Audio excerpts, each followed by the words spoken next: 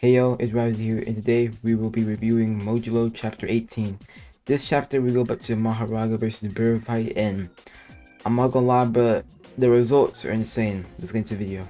We start the chapter off with Yuta, as we know, him using the ring, and the narrator saying Yuta Akutsu's ring, a cursed tool registered to the Gojo family warhouse, still contains his immense cursed energy as well as the will of Rika, who remains subordinate to him.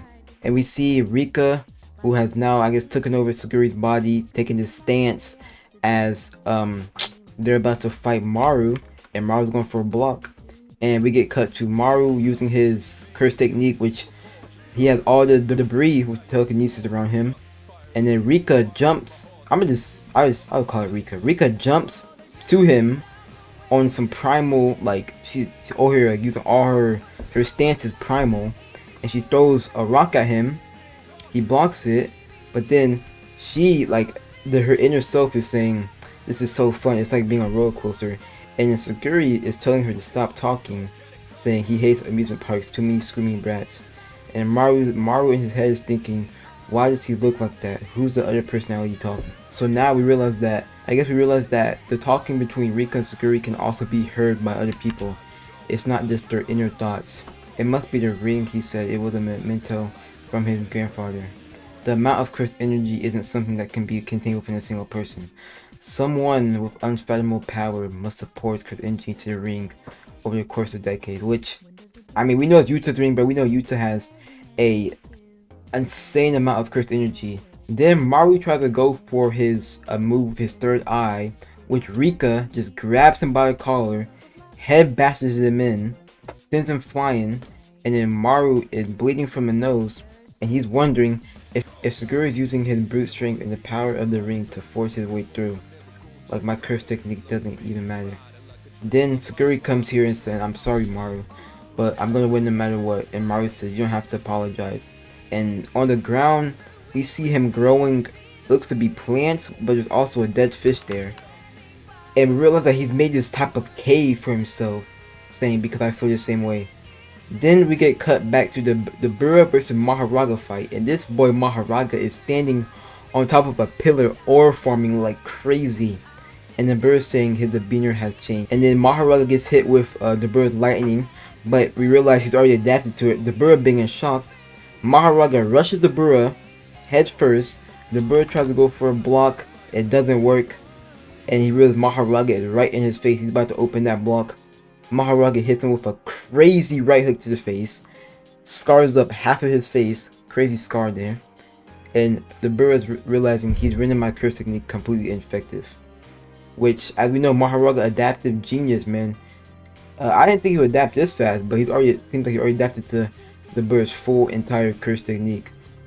Then Mahoraga leaps at the bird from above, saying, "So that's his ability. He developed my technique to adapt to it, and now that the wheel has stopped running, is it adaptation complete?" Which, I mean, yeah, I think the only reason Sukuna was able to beat him in Shibuya was because he had cleave and fire arrow. But if the bird only has his light, that's honestly easily adaptable. Just like Gojo had red, blue, and a hollow purple, and black flashes as well, it was more to adapt to. And now the bird is saying, "So then, do I not have any other way to fight back? Am I going to lose?" Hey, it's me, Raizu. If you're enjoying the video, don't forget to like and subscribe. It helps me very much. Let's get back into the video. Then we get cut back to him talking to Dabura, the one he killed like a whole bunch of chapters ago. And he's saying, "Shouldn't you try to be friendlier with the screen thing?" Then Dabura says, "Huh?" And Dabura is saying, "That's not what I meant. I appreciate it. No offense, but you're the only one who's a worthy opponent for Dabura." And Dabura keeps on talking about, "It must be hard to be isolated even among your own people, especially considering your own sister position. The Squinty warriors are very proud. If I stand among them, I would only create tension." Then we get cut to the Dabura, bruh, slumped on the ground, bruh, talking about, "This is incredible, Dabura. I think I might lose. I'm in pain, and I'm afraid." Which, remind you, but this is the person that we were comparing to Sukuna, bruh, and here he is on the floor, bullied up thing. He's scared to fight Mahoraga, bruh. And we get cut back to, it looks like teenage or child Dabura, and he's saying, "I'm a warrior and I'm strong, but I don't want to fight." And then Dabura says, "Nah, you got it all wrong. It's not that you don't want to fight, it's that you've never been in a real fight. And Dabura is questioning him, wondering what's he mean. I've been in multiple fights. And Dabura is saying, you're so strong, you've never really became a warrior. And Dabura still doesn't understand, and Dabura is saying, words can only express so much, but someday, somebody so strong will appear that you think you're going to lose. And Mahoraga kicks him like crazy, sends that boy flying. And this is Mahoraga was what Dabura was talking about, the character who will actually make Dabura feel pain. Ah, I see, fighting because you want to, and not fighting because you don't want to. Neither of those were actually fighting. Dabura comes here saying, will you protect the Vermilions for me? I know you're capable of that, Dabura. But fighting because you have to. Then Dabura somehow blocks Maharaga's punch, saying that's a true fight, and someone who's capable of that is a warrior. He launches Maharaga away, saying, hey, I'm sorry, but I'll fight for real now. And then we see Dabura's curse techniques are blank and light, so Dabura does have two curse techniques, which are something and light, which you know about the light rays, or the light way of using Mahoraga before he adapted. And now the narrator is saying, however, Dabura's physical body could not withstand the acceleration light, so he would never be able to move with the speed of light himself. And Dabura is sitting here, if my curse techniques aren't effective against him, then there's only one thing I can do. Beat him with my bare hands, and I'll push my body's strength and speed to their absolute limit. And he's reminiscing of Dabura saying, I become a warrior. Beyond the limits of humankind, Dabura rips across the battlefield at sub-light speed. So we realize that Dabura has now awakened, I guess, because now he can move at sub-light speed, so he's way faster.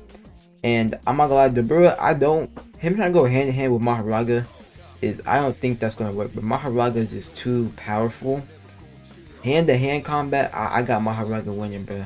But probably because of plot, somehow Dabura's gonna win. I guess we're gonna have to find that out next chapter. If you enjoyed the video, don't forget to like, subscribe. I'm gonna see you on the next one. Peace.